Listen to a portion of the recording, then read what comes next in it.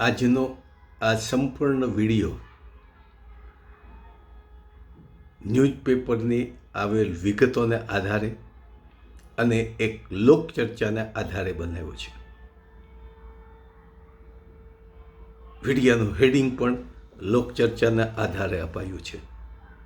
અંગત અભિપ્રાય નથી, જન અભિપ્રાય છે. અને આજનો વિષય છે તાજેતરમાં ટ્રમ્પને મળવા માટે, એટલે કે અમેરિકાના રાષ્ટ્રપતિ ટ્રમ્પ સાહેબને મળવા માટે મોદી સાહેબ જે આતુર હતા એ આતુરતાનો અંત આવ્યો છે. બંનેની જે મિટિંગો થઈ અને મિટિંગોને અંતે જે કંઈ નિર્ણયો લેવાયા છે એ નિર્ણયોનું આ વિશ્લેષણ કરું છું. છાપાવાળાએ તો લખ્યું છે કે મોદી ટ્રમ્પની મુલાકાતથી અમેરિકાને ફાયદો જ ફાયદો છે. કેવી રીતે છે એની આપણે વાત કરીએ. આ બંને વચ્ચેના સમજૂતીમાં 4 મુદ્દાઓ અગત્યના તરી આવે છે. એમાં 2 મુદ્દાઓ ખૂબ જ અગત્યના છે. પહેલો મુદ્દો આવે છે કે ટ્રમ્પ અને મોદી સાહેબની ચર્ચા દરમિયાન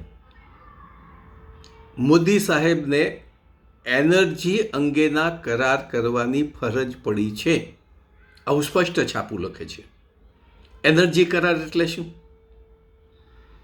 તો કે ગેસ અને ક્રૂડ ઓઇલ કે જેમાંથી પેટ્રોલ બને છે એ બંને અમેરિકા પાસેથી વધુમાં વધુ ખરીદવા અને એની કિંમત પણ અમેરિકા નક્કી કરશે.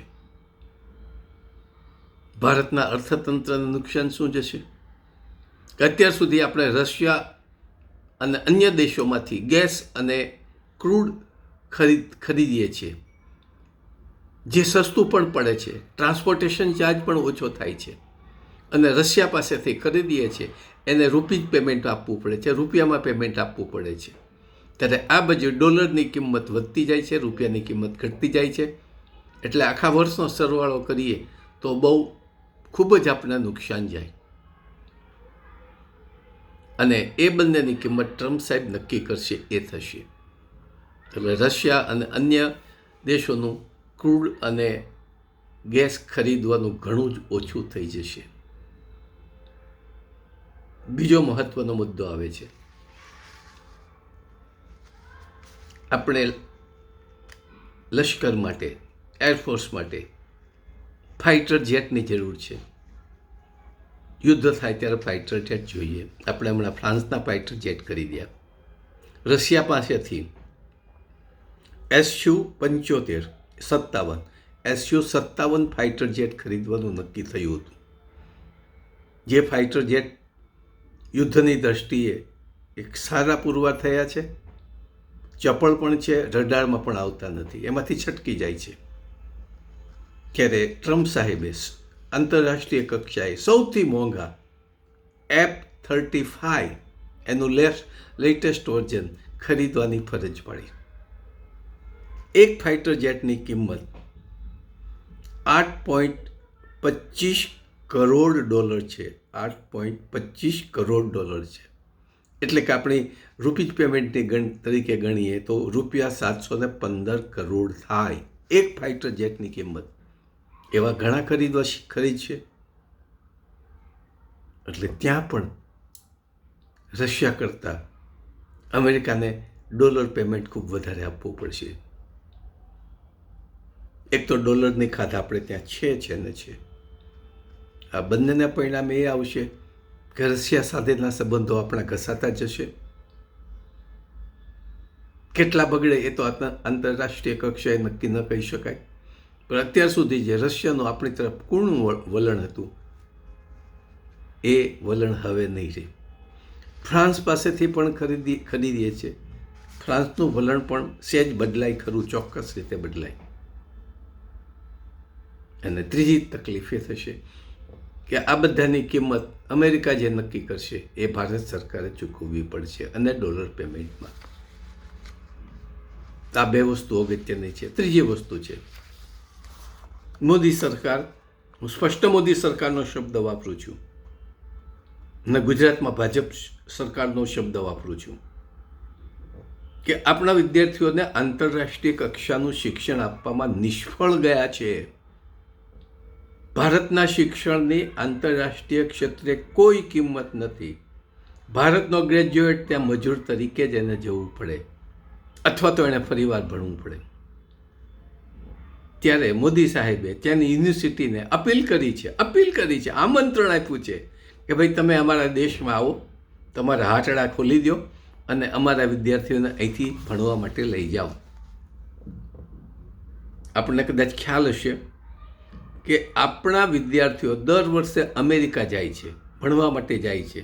પરિણામે અમેરિકાના અર્થતંત્રમાં $8 અબજ ફાયદો થાય છે.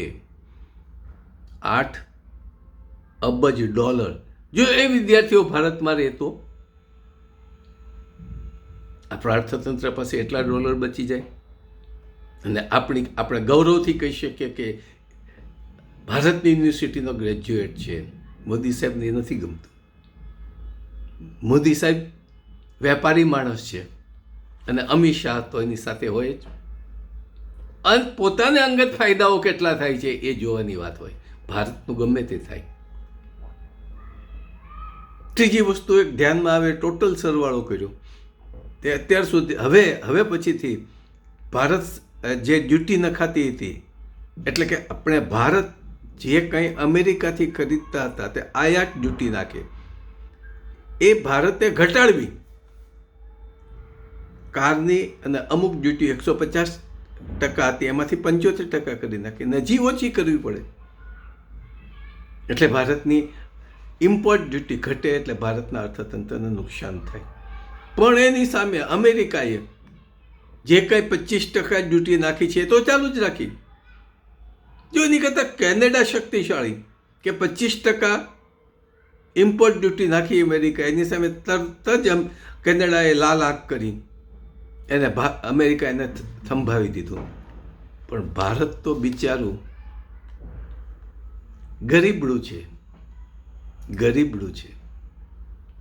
એક કહેવત છે, ગરીબ કી બીબી સબકી ભાભી. એની જેવી આપણી પરિસ્થિતિ છે. એટલે આ બંને સાથેના વેપારમાં જે અમેરિકાની ખાધ પૂરાશે, ટ્રેડ ડેફિશિયન્સી કેટલી, તો કે $50 અબજ, $50 અબજ અમેરિકાની જે વેપારની ખાધ છે એમાંથી પૂરાઈ જશે ભારત સાથેના વેપારથી.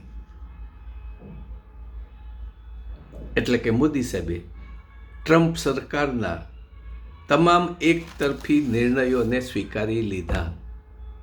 ત્યારે લોકચર્ચા આજથી શરૂ થઈ છે. આજ 5 થી 6 મિત્રો પાસેથી સાંભળી કે મોદી સરકારે, એટલે કે મોદી સાહેબે અદાણીને બચાવવા માટે, અદાણી અત્યારે એની ઉપર અમેરિકા સરકારના કેસ પણ ચાલે છે, એમાં એને નિર્દોષ છોડાવવા માટે જાણે એ ભારતની કોર્ટ કેમ હોય એવું સમજી બેઠા છે કે ટ્રમ્પ સરકાર હુકમ કરશે એટલે અદાણી એમાંથી છૂટી જશે. અને છોડાવવા માટે થઈને અમેરિકાની તમામ શરતો મોદી સાહેબે સ્વીકારી લીધી. તો મારી ભાષામાં જો બધું સાચું હોય તો એમ કહી શકું કે અત્યાર સુધી બ્રિટિશરોએ 200 વર્ષ સુધી લૂંટ કરી હતી ભારતની. ખરેખર લૂંટ નહોતી કરી, ભારતને ઘણું આપ્યું છે, પણ અમેરિકાએ તો લૂંટની શરૂઆત કરી દીધી છે. અને મોદી સાહેબ પોતાના હિતો માટે થઈને દેશ વેચી દેવા પણ તૈયાર થઈ ગયા છે, કરાર પણ કરી લીધા છે. આપણે શું કરવું એ હવે આપણે નક્કી કરવું છે.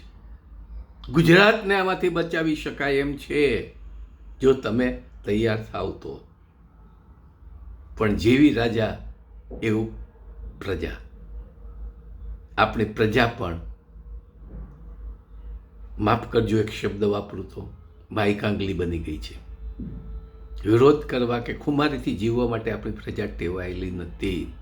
હજી સમય છે, વેચાઈ નથી ગયા. નક્કી તમારે કરવાનું છે. જય હિન્દ, જય ગુજરાત, સ્વાવલંબી ગુજરાત.